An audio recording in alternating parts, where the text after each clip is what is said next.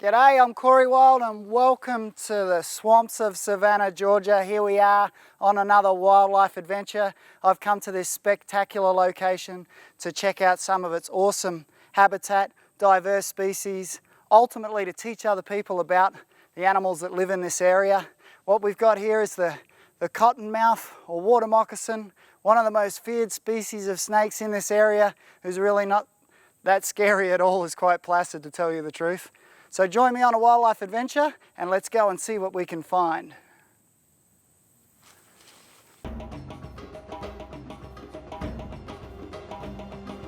My name is Corey Wild.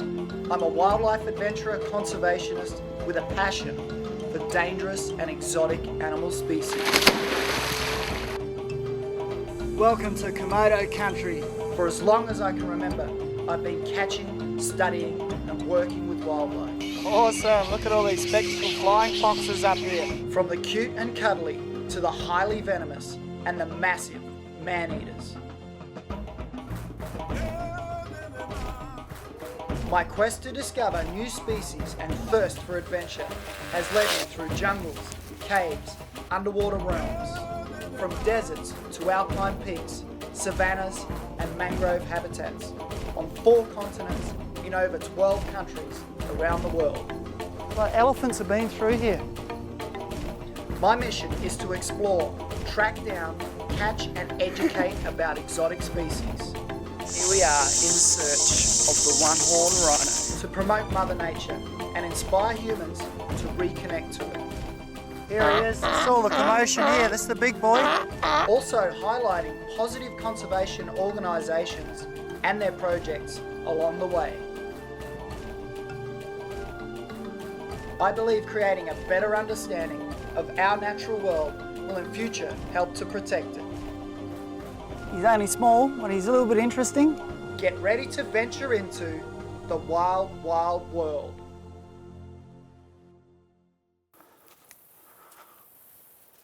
Woo! Looks like it's time to hit the swamp.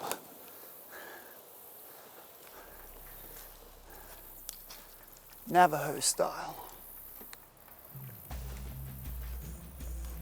Paddling through the backwaters of the swamp, looking for 15-foot alligators. Not everyone's cup of tea. But for me, it's what I love to do. Get out and amongst it, wild with the creatures, in the wild in their habitats. It's awesome stuff.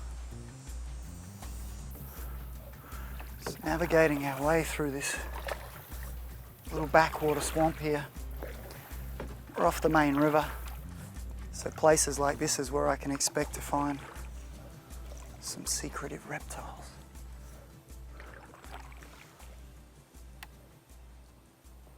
The trick with reptiles too is, a lot of the times, they're sitting there camouflaged. They see you before you see them. So if you can spot them from a distance, whether it be a gator hiding or even a turtle sitting on a log, we can spot them from a distance. We get a chance of sneaking up on them using the zoom lens and getting some good shots from the camera. It's kind of cool in these backwater swamps by yourself in a kayak, especially when you know the gators in this area can grow as big as the kayak. That's kind of exciting. We've got a blue heron over there. That's a good sign if the birds hang around. And you're being nice and quiet and stealthy, because they're pretty much the alarm clocks for the other animals. When the birds fly off and start squawking, the other animals know that there's something going on.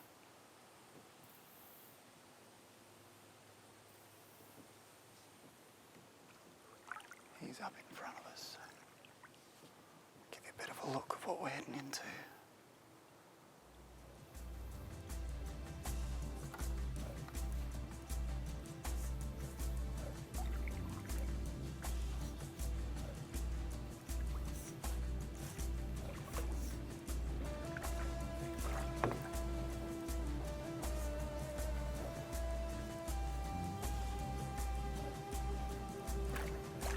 Let me know if you see something. I feel like there's eyes watching us. No doubt there is. Just pulled in this spot here, trying to leave the kayak behind. Go for a bit of a trek into the swampy area here. Go and see what we can find.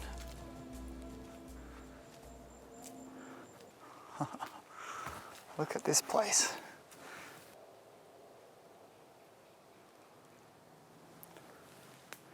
This place almost has a prehistoric feel to it. These trees in this swamp, it's just unbelievable.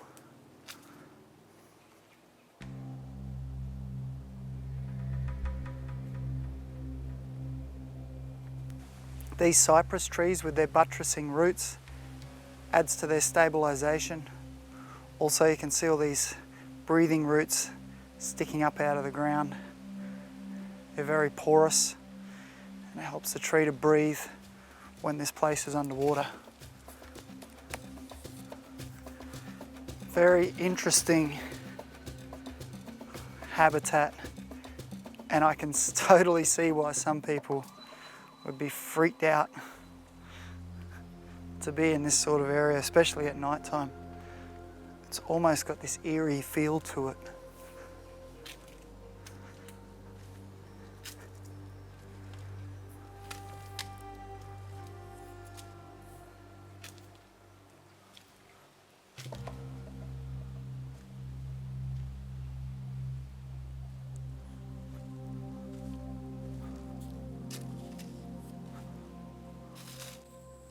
Here we are out trekking around in the woods and we've come across this little gem here. This is a little baby hinged box turtle, and you can see there he's closed up his house. It's like a little armoured box, and that protects him from all different types of predators that would like to have him for lunch. And you can see the underside here, the plastron is hinged and he can fully conceal his head in there. And not many species of turtles or tortoises can actually do that, which is really the best defense that a turtle or a tortoise could ever have. They're one of the 4 species of the terrapin family found in North America, and they are really hard to find actually. They hide in the undergrowth and they'll burrow under logs as well. Basically semi-phosphorial, hang out in the leaf litter, and they'll come out after the rains and they'll eat worms and other invertebrates. They'll also eat fruits and flowers, and some of the, I think it's the Mexican box turtle will eat some of the fruits and flowers from the cactus as well. So he is a very interesting little guy, and once again, awesome how he can just close that shell up like that. His house really is a little mini fortress. Pretty amazing stuff. Little guy. We'll go and put him back in his house. So there's his little house in there, and they're exactly the type of places that you can find these guys that like to burrow in and get out of the hot summer heat. Enjoy the cool of the day in the mud.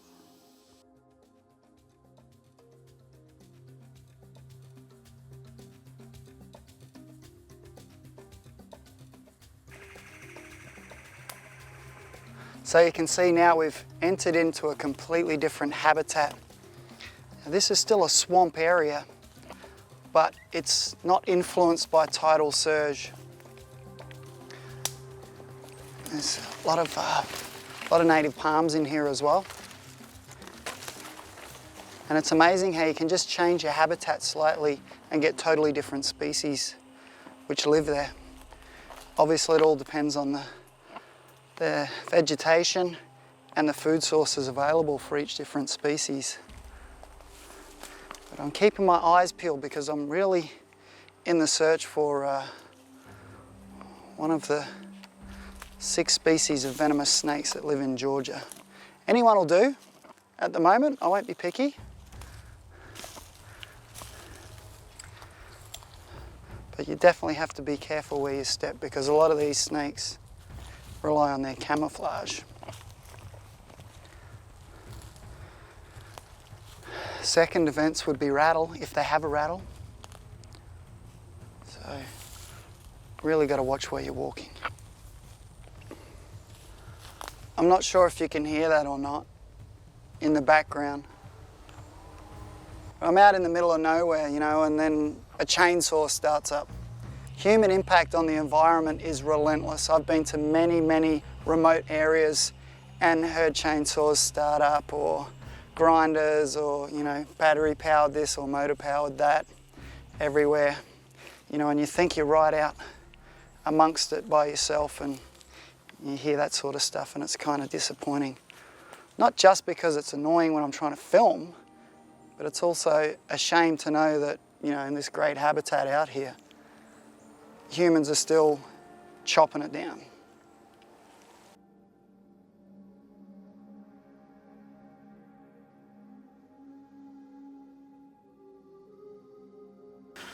I was just thinking to myself, this is a prime habitat. There's got to be a snake around here somewhere. It's a prime habitat. You've got your water, you've got your insects. Obviously there's going to be fish and frogs and rodents. And I just bumped into one over there, so let's get the camera and go and have a look at it. It's just over there. So we're going to try and move in really slowly and see if we can get a closer look at him. Now, they're usually sunning themselves in the morning in the patches of light that are in the forests. There he is. It's a beauty. It's about a 5 or a 6 footer. Try and get in a bit closer and have a look. This snake has a lump in his belly. So, it looks like he's had a water rat or something for lunch. So he's just sitting up here in the sunlight, getting a bit of sun. Now, snakes have to keep their body temperature at an optimum. The warmer, the better usually for digesting food. Obviously not too hot, they can die if they get too hot. I don't know, that might be his home in there, I think. Let's go and have a look. Wow, this is awesome. So it looks like he was trying to get into that hole, but he's a little bit big for that. This looks like about a 5-foot rat snake to me. First snake that I've found in North America that I've been able to get close to and do some filming without disturbing him too much and without him scurrying off in a hurry.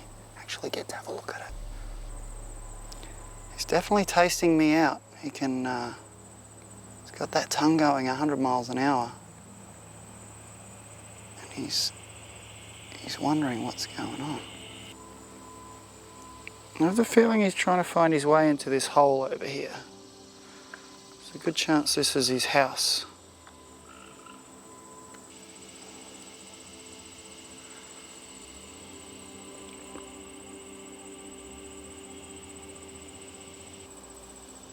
There he goes, home, straight into the root system of this oak tree.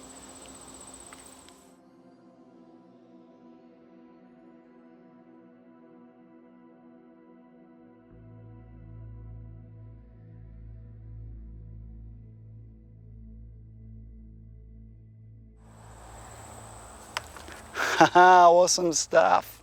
Gotta love that. Let's go and see what else we can find. To me, it's a big thrill finding new species in new habitats, especially in countries that you've never been before, or states. Gotta love the outdoors.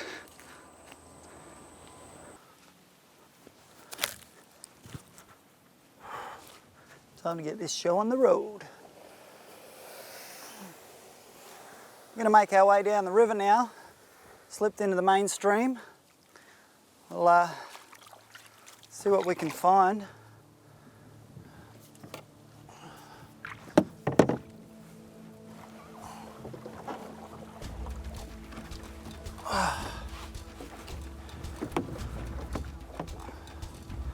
right.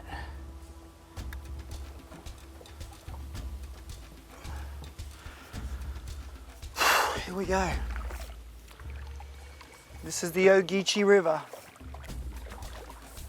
And I've come to this particular river because I've heard from the locals this is where you can find the big gators. Big alligators. Alligator Mississippiensis.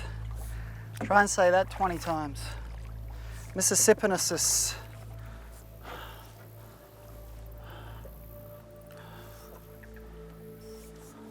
We're right up in the freshwater reaches of this river here.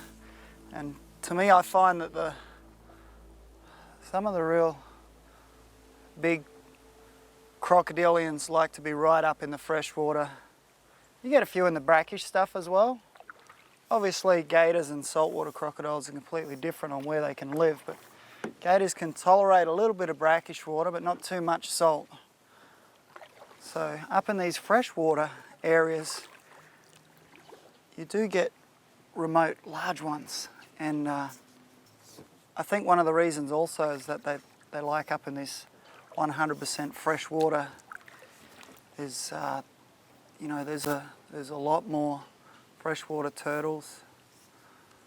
And the quality of the drinking water for prey, obviously being 100% fresh, you're getting more wild pigs and deer coming down to drink here. Opossums, raccoons, whatever may be on the menu. This is like a little spot down here.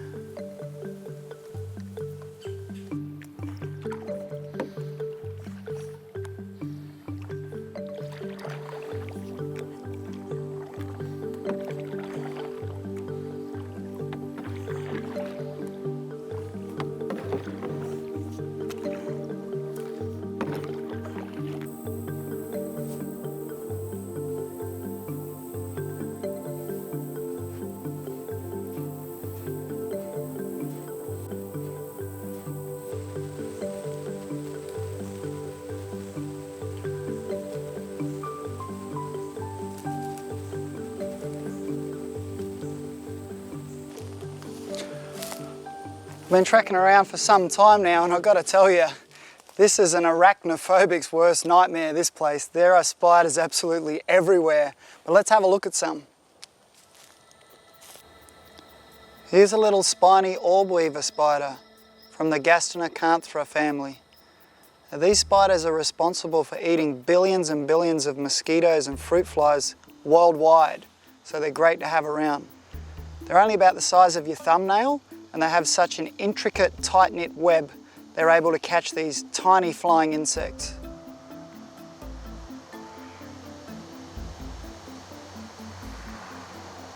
This is the web of another interesting little species of spider just here. It looks like a couple of suspended floating leaves, or just some leaves that have been caught in a spider's web, but it's actually more than that. So if you have a look at that leaf, it's actually been strategically placed in the center with the point facing the sky. Now this is the home of a leaf curler spider, and they curl the leaf, making a little teepee, making it waterproof, and then inside there she's spun herself an egg sac. And with that silk, and also the leaf of course, that's her waterproof home. It's another interesting little unique species of spider. So I'm just going to take a shot of this web. And magically this spider will appear in 3, 2, 1. Ta-da! There he is, another species from the orb spider family, Argiope, which in Greek means silver-faced. And this species is also found right around the world, close to the equator in the tropic areas. They're also called a zipper spider, or a St. Andrew's cross spider, or a zigzag spider. And you can see that web in the middle there. This species has the zipper shape. Now they say that the spider has evolved to spin the web like this in the middle, so predators or larger animals can actually see that part of the web and they won't trash the spider's web and walk through it. It's a beautiful spider. He's just swaying in the breeze there. Nice red legs, and of course those bright reds and bright yellows warding off potential predators. Hey, I'm venomous, stay away from me. But the truth is, this is just a garden spider and he is totally harmless to humans. You'll find them in your garden and they're handy to have around because they eat aphids and fruit flies and mosquitoes and flies and all of the types of insects that humans don't really like. Worldwide, there are over 70 species of Archaeope from the Aranidae family of 8-eyed spiders. And venom toxicity wise, these guys are much more friendly than their 6-eyed spider cousins, which have highly toxic venom. Wow, talk about exploring awesome habitats. This is a type of place where you could find snapping turtles, alligators, cottonmouths. So it's a good idea to have my stick with me to have a bit of a poke around. And when you feel something solid, if it makes bubbles, it's usually an animal, but of course you get the leaves here that decompose and trap gas as well, so you've got to be extra careful. This reminds me of my days back in Australia jumping out of helicopters and raiding estuarine saltwater crocodiles' nests when we get dropped out of a floating chopper. But of course they're a lot more aggressive than some of the crocodilians that live here.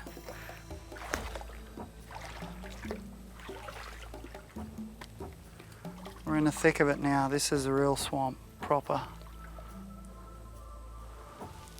Beautiful. So it's a good idea when you're walking through swamps as well as tidal estuary areas to slide your feet. If I slide my feet here, there's a good chance that I'm not going to step on the gator. I'm actually going to kick it a little bit and hopefully it'll just move out of the way. Sliding your feet. I'd love to catch one of the big bullfrogs that are in here. They're so hard to catch, they're so quick. I come at night time maybe with a torch. Woohoo! Black water. Wow, it's black. Oh, that looks like a bit of a hole there. I'm not too keen on that way. I'll go around this way.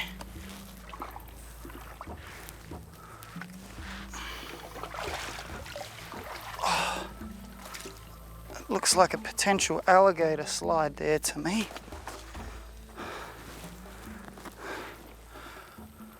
And this looks like a great gator pond.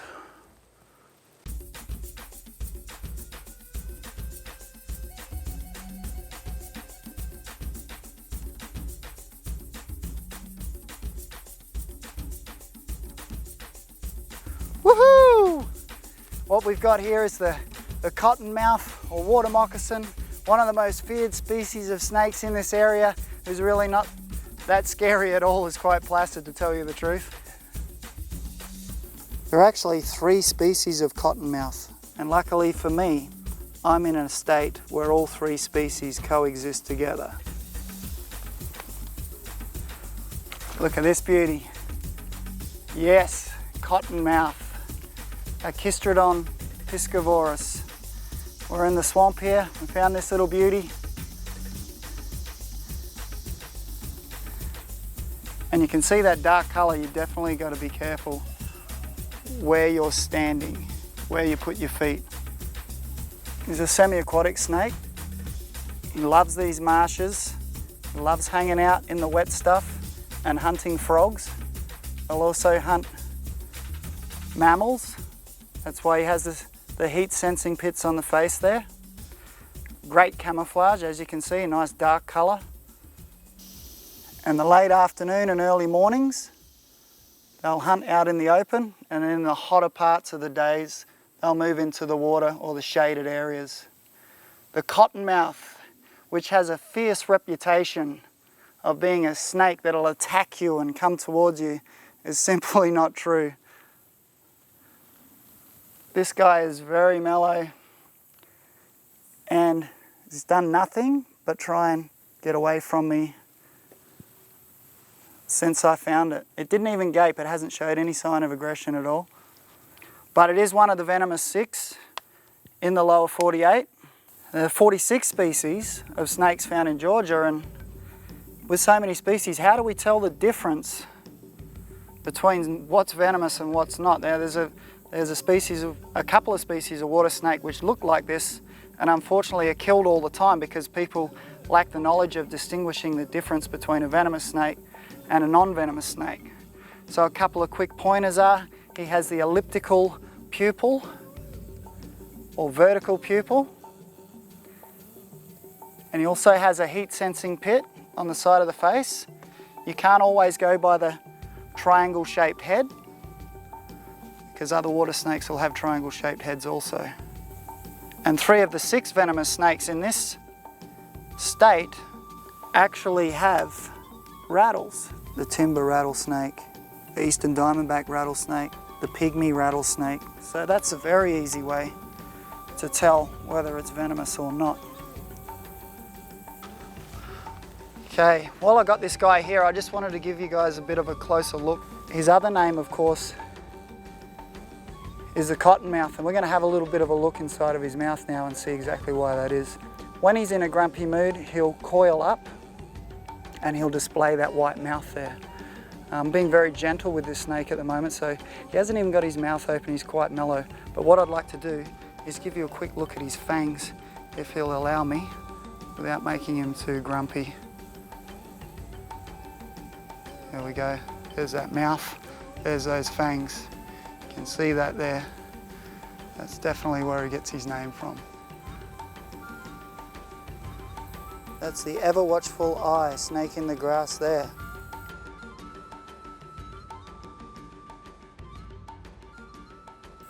People say that they're aggressive and they'll come towards you, but you can clearly see here that the snake is just moving away, flicking their tongue around, trying to work out exactly what I am. He's got semi-keeled scales as well, and that helps him hunt aquatic creatures with those semi-keeled scales there. The keeled scales, he can hang on to slippery creatures like frogs and salamanders and fish, which he really loves to eat. Kind of reaching out towards the camera there. You can see the underside of this snake as well has a beautiful pattern, checkered pattern. And he's from the same family as the copperhead. Agkistrodon family, the copperhead, and the water moccasin, also called cottonmouth.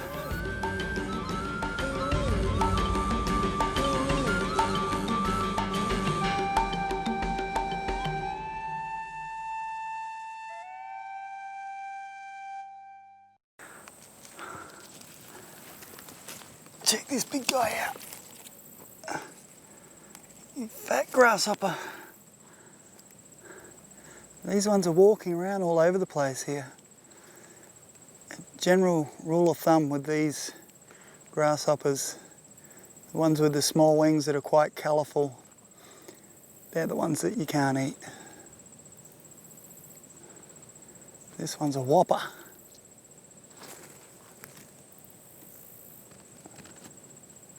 There you go, mate, on your way.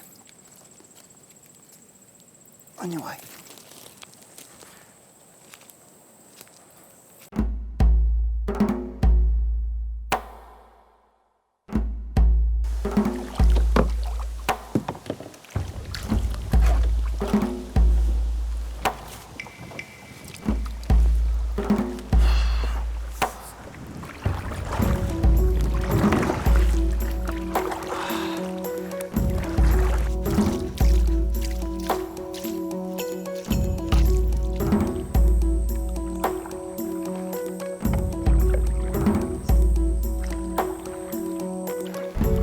Seen a few sliders so far, that's about it.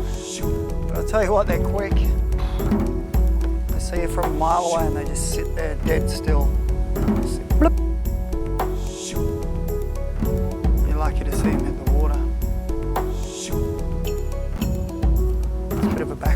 here we'll go and try and get into.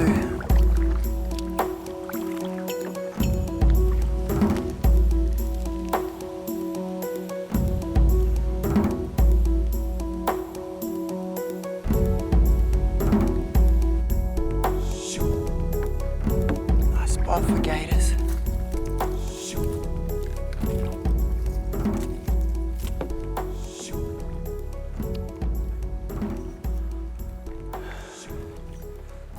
So gators have got awesome camouflage because a lot of the time they're in this dark black water, and then when they sit in the shadows like this, dark black shadows on the water,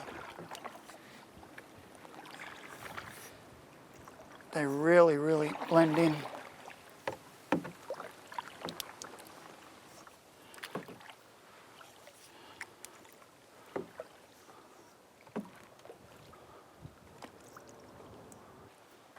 These backwater habitats are home for a variety of wildlife species, especially with the smaller gators as well, trying to hide from the larger ones. Most reptiles and amphibians are cannibals, so the smaller ones have to watch out for the bigger ones. Even their aunties and uncles will eat them.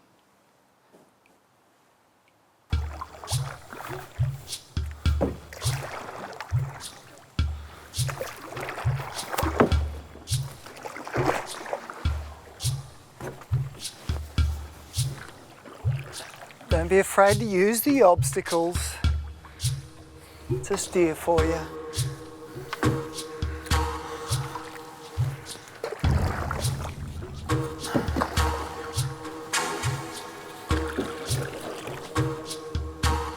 All right.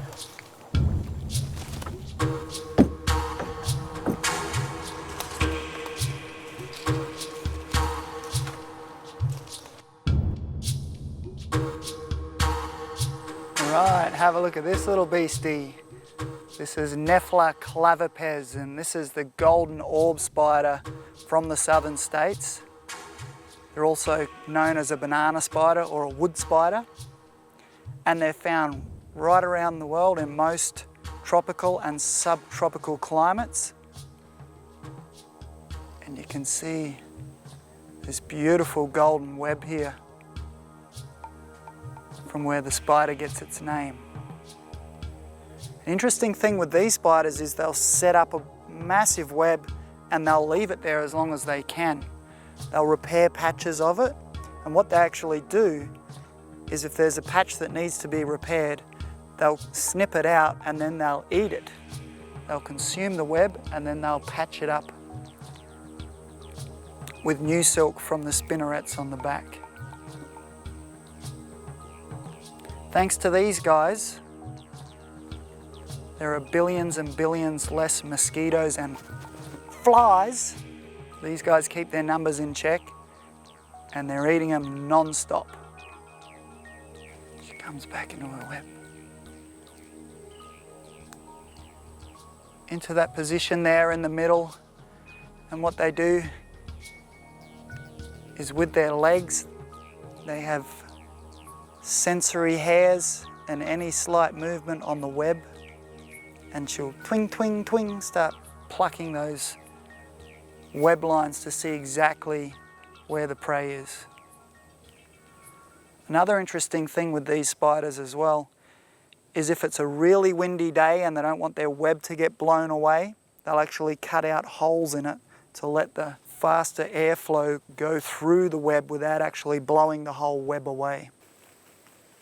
The cicada struggles in the spider's web, but the web is simply too strong and sticky.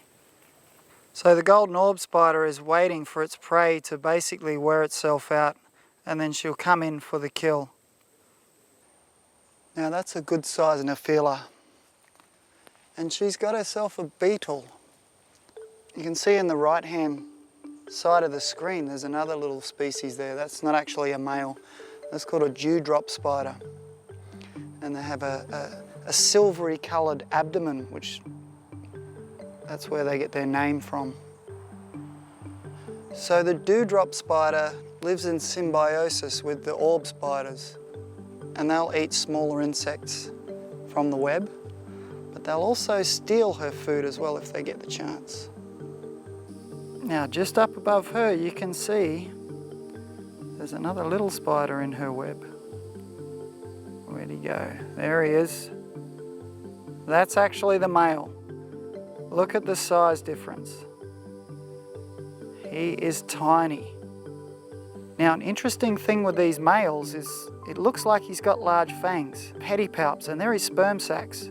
When he copulates or mates with the females inside of her copulatory vents, he'll then defend the web from other intruding males. If I can catch this on film, this will be great. Here we go, we've got the male. The male's come in and he's drumming with his pedipalps. He's looking for those vents to insert his sperm sacs while the female is occupied with her dinner. He's a clever guy.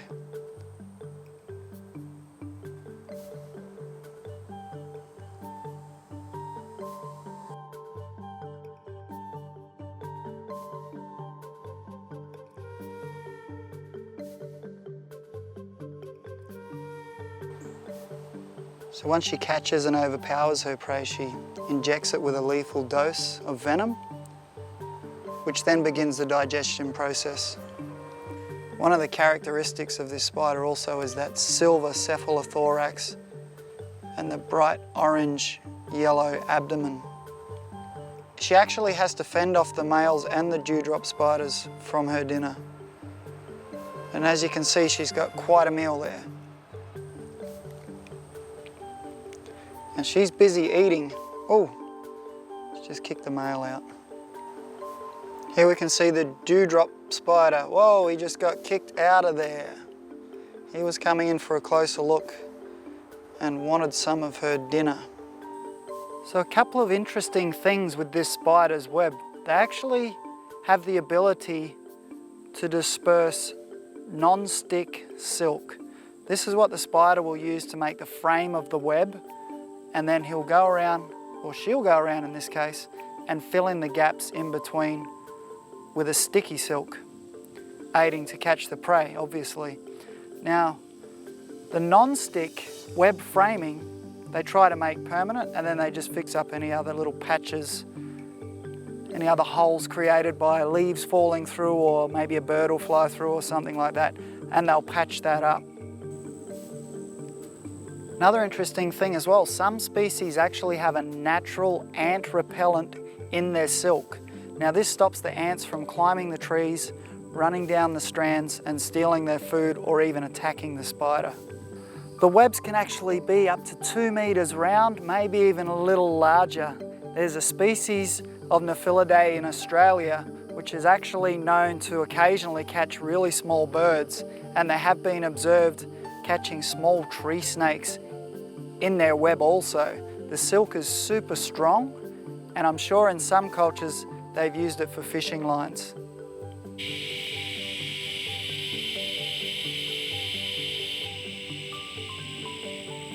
Wow, that's awesome. Sounds like the cicadas and the katydids just woke up. That's a really loud sound. I'm going to show you another interesting thing with this web as well, on the other side of the spider.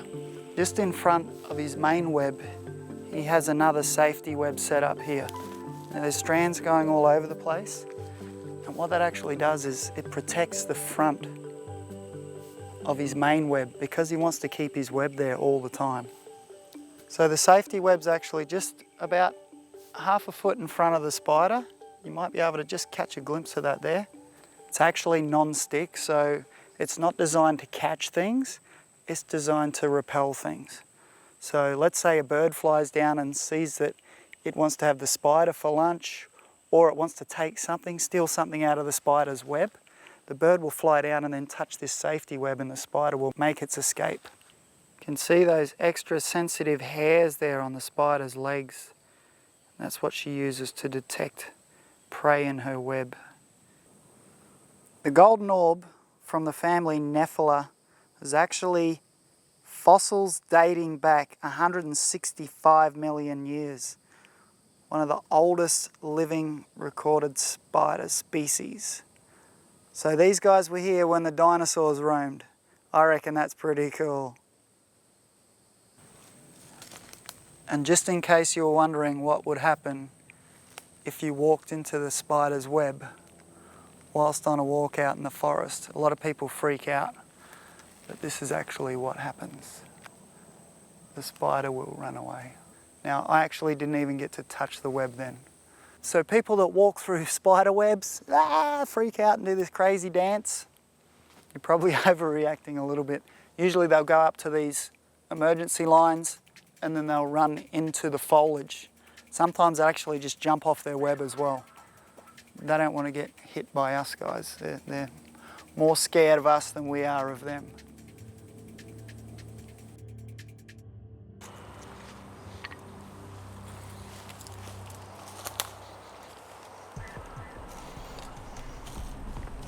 Check this out. This is the remains of a deer by the looks of it. Some bones here as well. There's one thing's always in the back of my mind. When you see deer, usually there's mountain lions. That's their favourite prey.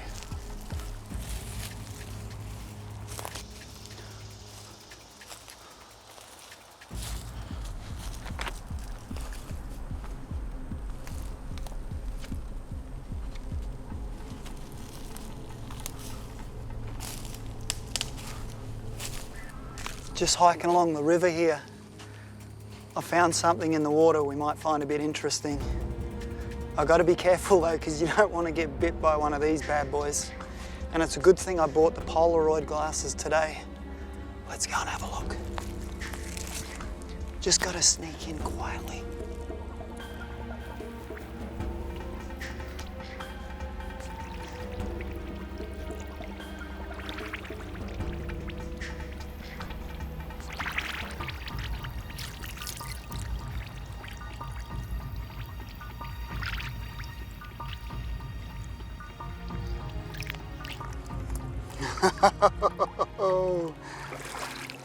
Have a look at this ripper.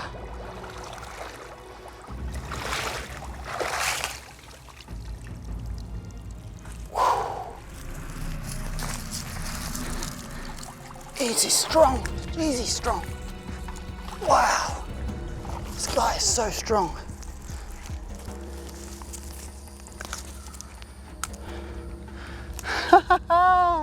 Check that out, the snapping turtle. Hey buddy, how you doing? Wow. Cheldra serpentina.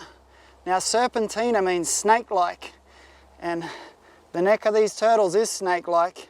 They can reach the sides of their shells, woo! And they can strike at lightning speed. So I have to be really careful on how I handle this guy. They've got super strong legs too. Look at those legs. Wow. Check it out. That's awesome. These guys are awesome predators. They'll catch and swallow whatever they can get. Frogs, water snakes, fish, small birds, and that powerful jaw. The snapping was super sharp jaws. Oh, he's heavy too, I tell you what. I have to put him down. It's okay, mate, it's okay. So this is a common snapping turtle, and there's another species called the alligator snapping turtle, which grows massive. These guys get pretty big as well. The males are the larger of the two. They get up and over 10 kilos, and there's reports of them being up to 30 kilos, which is like 70 pounds. And the alligator snapping turtles get much bigger than that. These guys take 12 to 20 years to mature, so it's a long time. They're found in Canada, across to the Rockies, down to Florida, and up to Nova Scotia. So fairly widely distributed. They're a least concern species. but their cousin, the alligator snapping turtle, is not. And these guys are hunted for their meat, for turtle soup. Yuck. Freshwater turtle soup, that would be absolutely disgusting. I think I'll pass on that. Oh, wow. I'm gonna put him down for a little bit.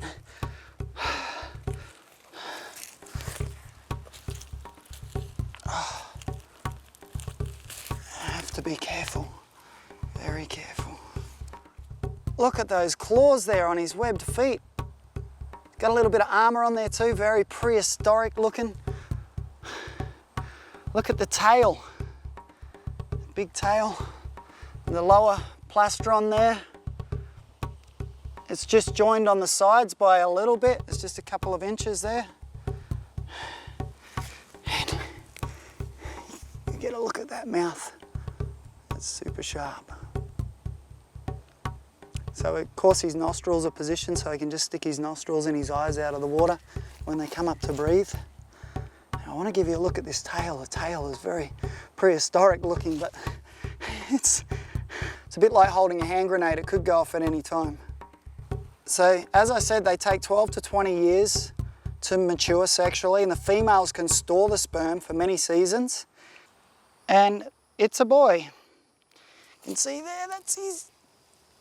So the females dig a hole and lay up to 80 eggs, and then the eggs are predated on by crows, ravens, foxes, raccoons, even mink. When the little turtles hatch out, they're picked off by herons as well. Even big American bullfrogs will eat the little ones.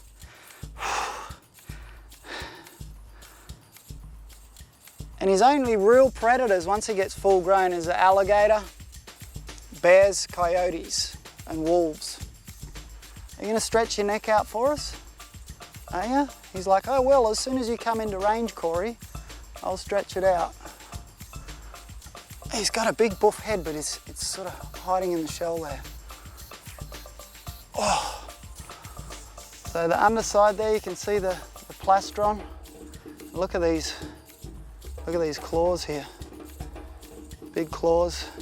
It's that big prehistoric looking dinosaur tail. There, look at that. It's got scoots on it, which I'm guessing helps him balance and swim a little. He's got all these little bumps on him, and I'm guessing they're water pressure sensors. Ah! Oh, just split me.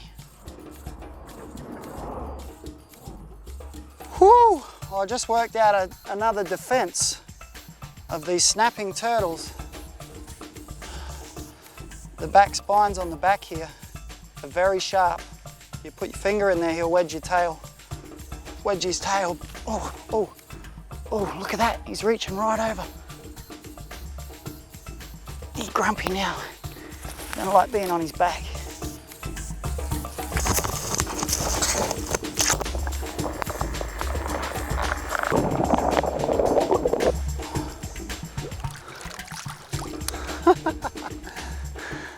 Looks like he's released himself. You can see there, he just cut me a little bit with his shell. But it's very important not to pick him up by the tail because it can actually damage their vertebrae. It's not cool at all. It's another one of his defenses here. Once he feels threatened, he'll dive in there and he'll burrow underneath the mud to get away from predators. And that's exactly what he's done. He was so heavy I was trying to hold him up, but when you put him on the ground, those front claws are so powerful, and then his neck came right out and I was like, woo! I don't want to get tagged by this guy. So after being opened up a little bit by his shell, I want to pour some clean fresh water on that because the stuff that he's swimming around in is full of bacteria and you could get infection quite easily.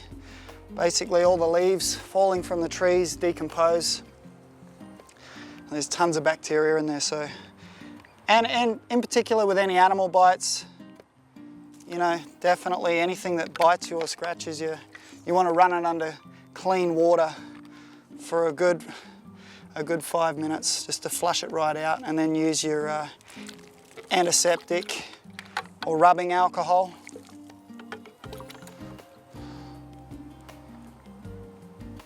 To clean the wounds, because there's you know, horrible infections that you can get. But lucky for me, I was quick enough to get my fingers and thumb out of there before it was too deep. But it was a bit like if you ever grabbed a crayfish the wrong way, or a lobster, and they close their tail and their spikes dig into you. It was pretty much the same as that. He used his tail to push my fingers into those spikes on his shell. Pretty cool defense from a real living dinosaur.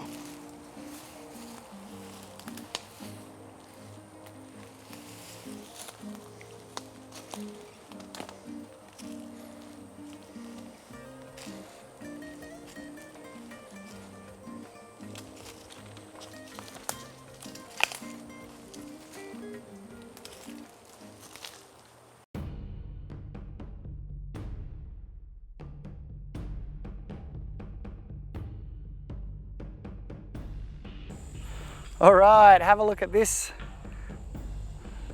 Agistrodon contortrix. This is the copperhead.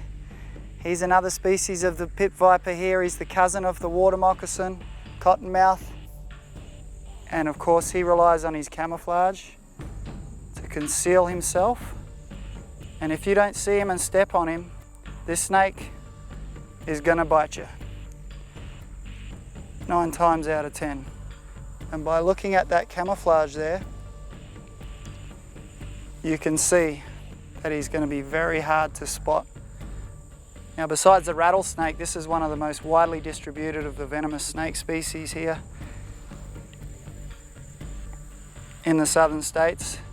And this guy is responsible for a lot of bites.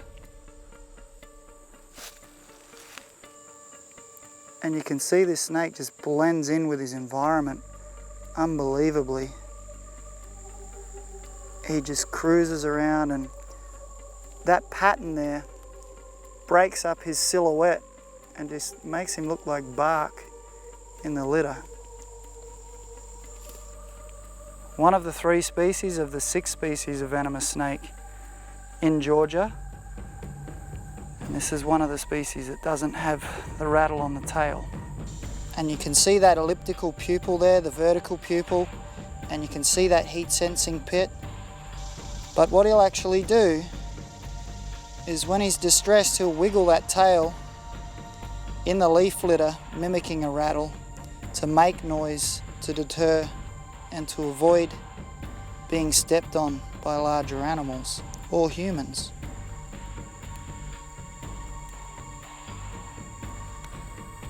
These snakes will eat rodents and frogs. And they'll also use that little tail as a caudal lure. Just like a death adder, and also just like a water moccasin. Now he's up on this hook, and he's thinking, hang on a minute, I'm not really a climbing snake. How do I do this? But the old belief that if a snake's up in a tree it's not venomous is not true at all. And just about all species of snakes can climb, except for obviously some of the water snakes and sea snakes, and really fat, heavy sand boas.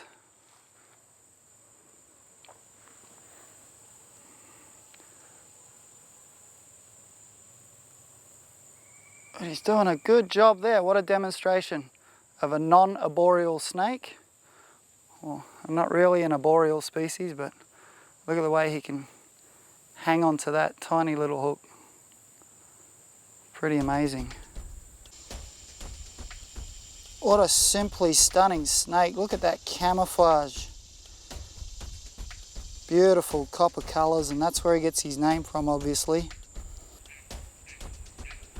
And I can hear that noise in the background. That's one of his favourite foods. Frogs. When you first come across these snakes, they're very nervous, very flighty, very bitey. For obvious reasons, he doesn't want to get eaten or stepped on. But after a little while, he's realised that I'm not going to eat him. He's calmed down a little. Tell you what, it's late afternoon in this swamp here. Mosquitoes are going crazy, and that's when these guys start to wake up in the late afternoon, and they like to hunt at night time. So you can see this copperhead sitting there camouflaged in the pine needles with his head sticking up like that. A very alert snake, highly alert. He's got great vision, great sense of smell that he mainly uses with his tongue. And to see this guy in the grass or amongst the bark chips, you really have to keep an eye out where you're walking. They grow to about 4 feet maximum, 3 to 4 feet, and they give birth to live young, like his cousin. He's got his tongue flicking out there, just sussing out what's going on. He's actually got a red tongue with white tips. Cool little snake. So this is typically how this viper species would sit on the forest floor, using its caudal lure tail to attract frogs and rodents.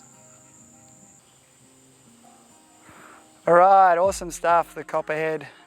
Let's let him go on his way so he can begin his night hunting, and let's go and see what else we can find.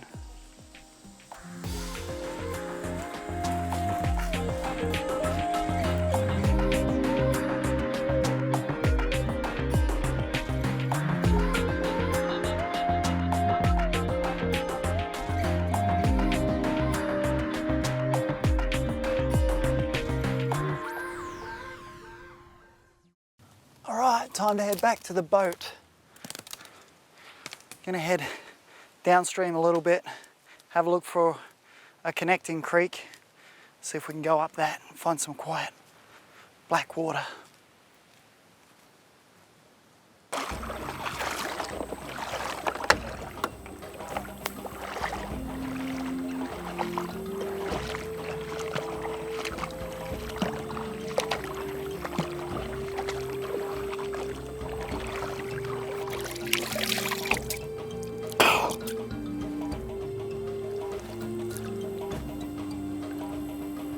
That is so much better. Whew.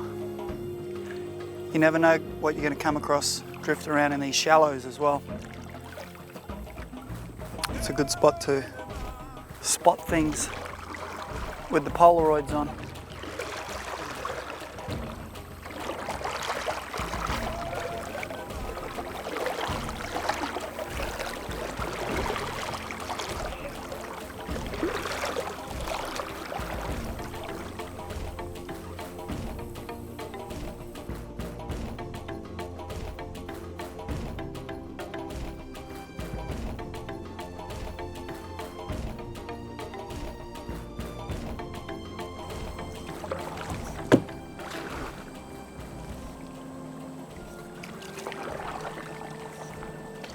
Got a bit of flow through here. This is great. Less paddling. Cover a lot more ground.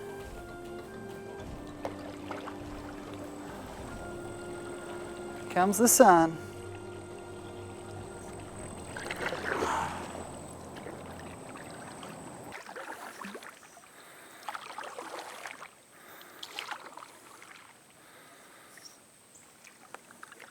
This is the life.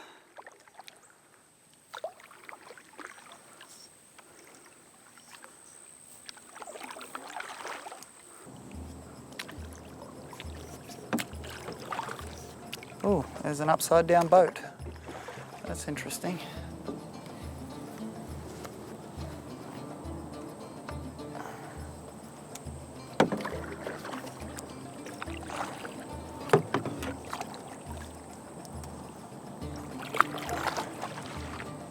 I guess when the water levels rise here,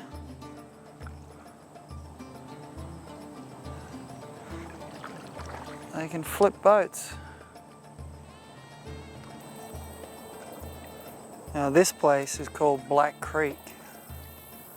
For obvious reason, you can see all the tannin in the water, very dark colour. And And I'm imagining this is where a big gator would like to hang out. Because he can camouflage in this black water. But also it's a tighter tributary. I'm not even sure if we can get through here. There's only one way to find out.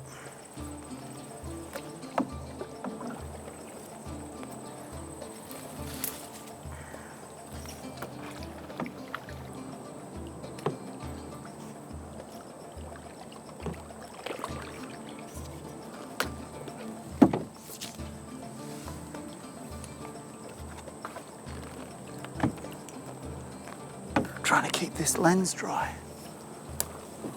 Oh.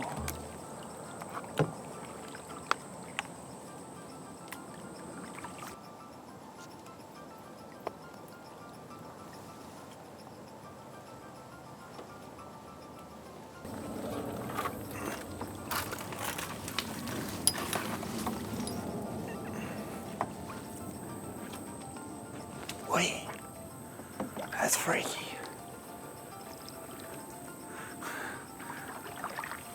Freaky when stuff rubs on the boat, that's for sure.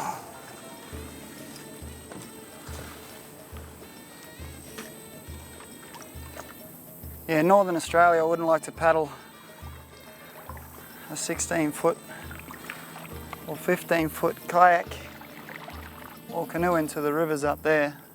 You get big saltwater crocodiles which are really territorial, and they'll come over and knock you out of your boat and eat you, particularly in the breeding season when they get really territorial. I smell a kill.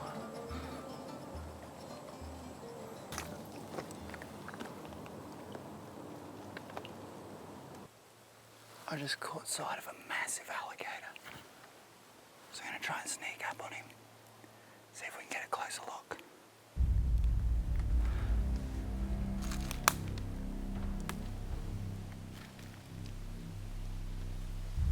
It's one of the biggest gators I've ever seen. It's a weird feeling, sneaking up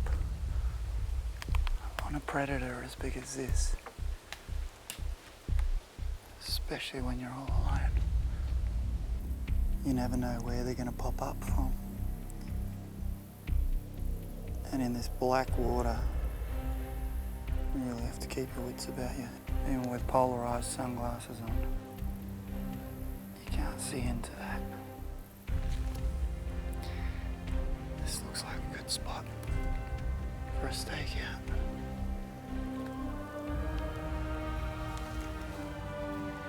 He was just over there, but he's gone.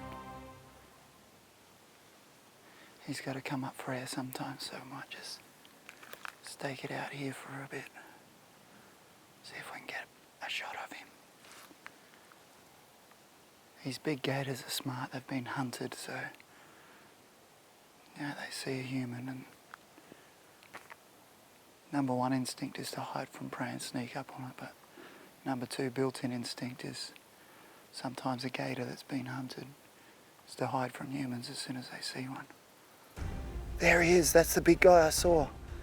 Now he's a long distance from me.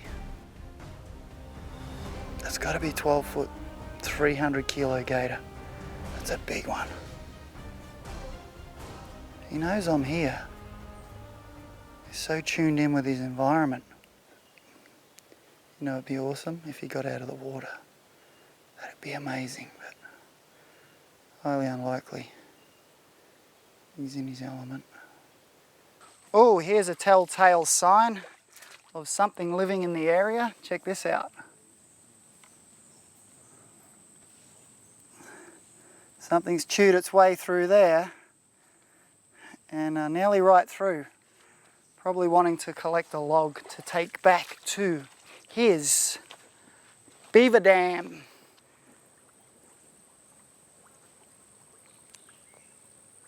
They dam all of this up to make deeper ponds of water, and somewhere around here he'll have a hole going up underwater, underneath the bank, and then up into a dry chamber, similar to a platypus. So very sneaky when they want to be and hard to be found. And for good reason too, because they were nearly hunted to extinction in some areas for the fur trade. Back in the day, it wasn't a good idea to be a beaver because you could end up as someone's coat. A giant rodent that can cut down trees with its massive teeth. It's pretty impressive.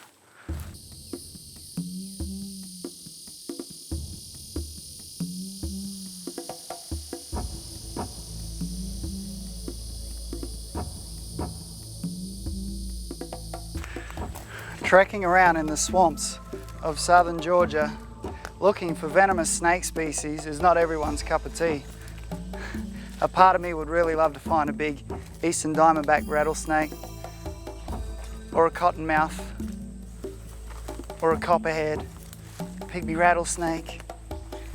Then again, I think there's a small part of me that would be happy to not find one at all. That part's probably common sense or self-preservation. But have a look at this habitat. This is a great spot. This sort of swampy, marshy type area. These swampland habitats are home to a myriad of wildlife species. Also provides them nice cool areas for shade and shelter in the hot summer months. And of course with the wet seasons, bringing lots of rain to this area also helps it to cool down. Particularly amphibians in general and reptiles that really rely on the rain and the water to regulate their temperature.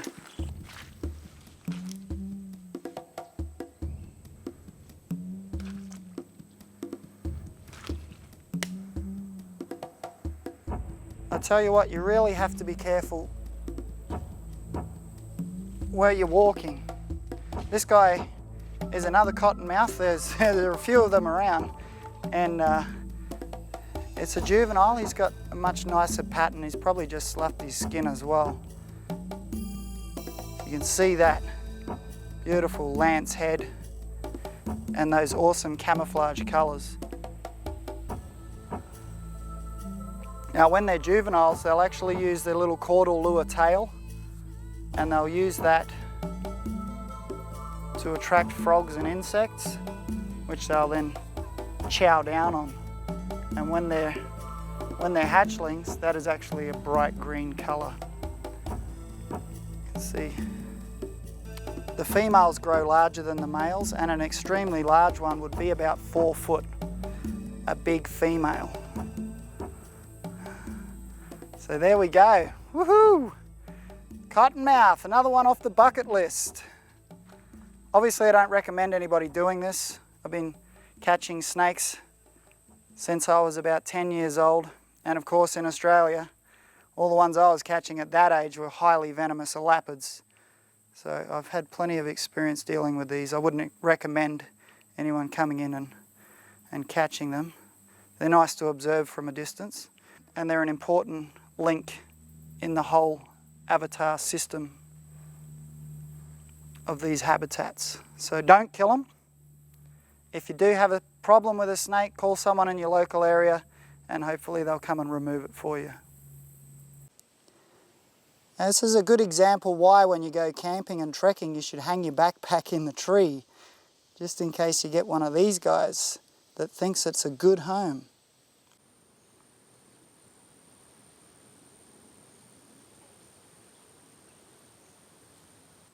If you have a close look at his eye there, you can actually see straight into that heat sensing pit. It looks like his nostril, but his nostril is actually closer to the front of his head.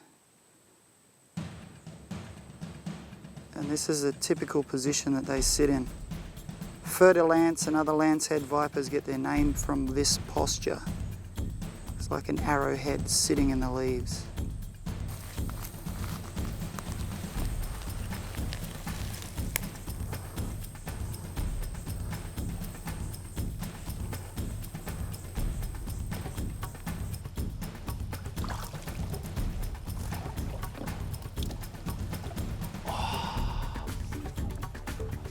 All right, alligators, here we come.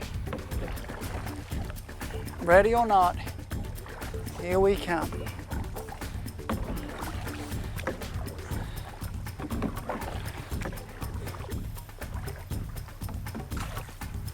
have a look at some of this spectacular scenery.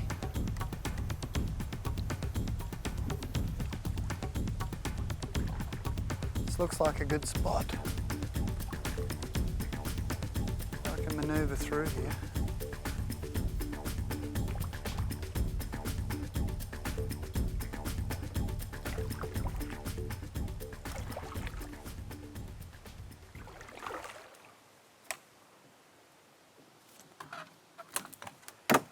A lot of splashes. Probably yellow-eared sliders or red-eared sliders. More than likely, snapping turtles don't come out of the water. Except for the female when it's time for her to lay her eggs.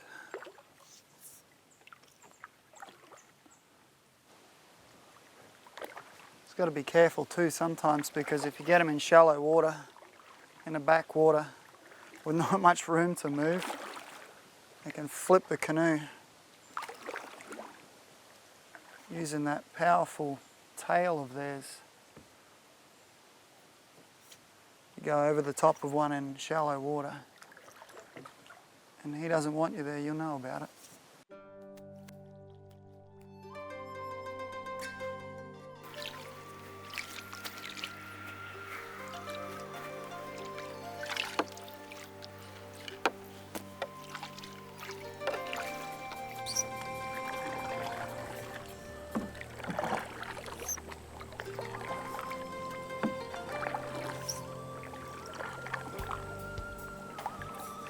Yes, finally, what I've been looking for. There we go. The all-American alligator. He's checking us out too. And what on earth is that?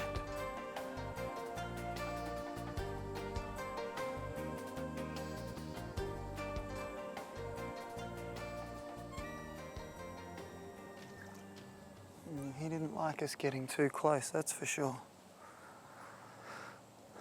But I did see a big one here before.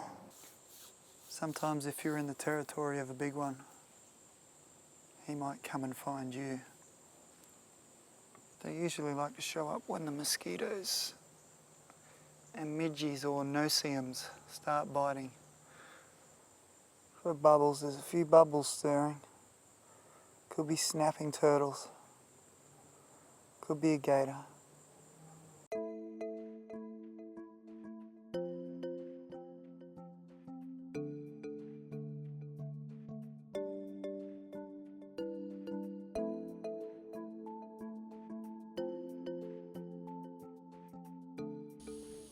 See that big broad shovel-shaped head? Dark eyes, dark skin, great camouflage.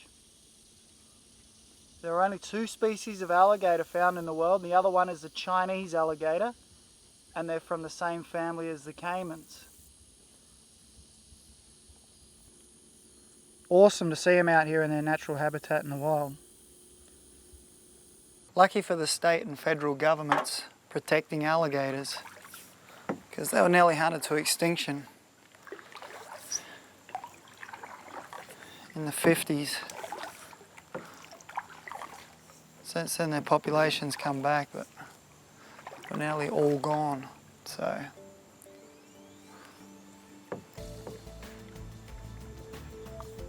And I think the ones that have survived from the 50s are going to be living in places like this. They can hide, they can get away from areas where boats have easy access. I must admit there has been more, I've seen more alligators in the parts of the river that have been influenced by the tidal push. Maybe even a little bit brackish. But what actually happens in these parts is the salt water is a lot heavier than the fresh water, so the saltwater purge still comes in. It's actually underneath the fresh water, so you still get that rise and fall of the tide miles and miles from the coastline, but it's actually fresh water's rising and subsiding as the salt water comes in and goes out. And I have seen a lot more gators in that type of area, but they are the smaller ones. A lot of the smaller ones. I think the big ones are back here in these backwater swamps, where they've been hiding for decades and decades.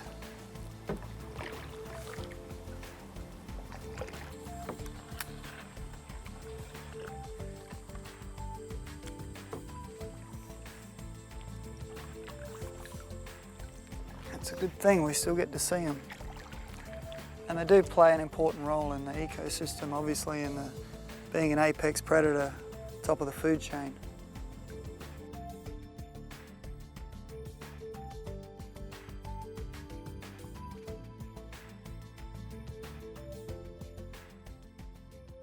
Successful conservation of species boils down to one thing, this: conserving habitat.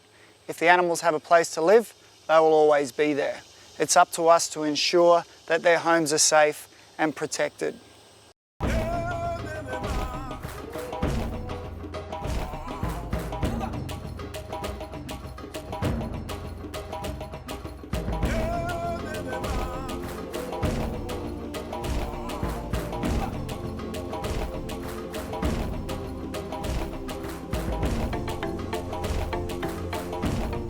Join us on our next adventure and see you next time.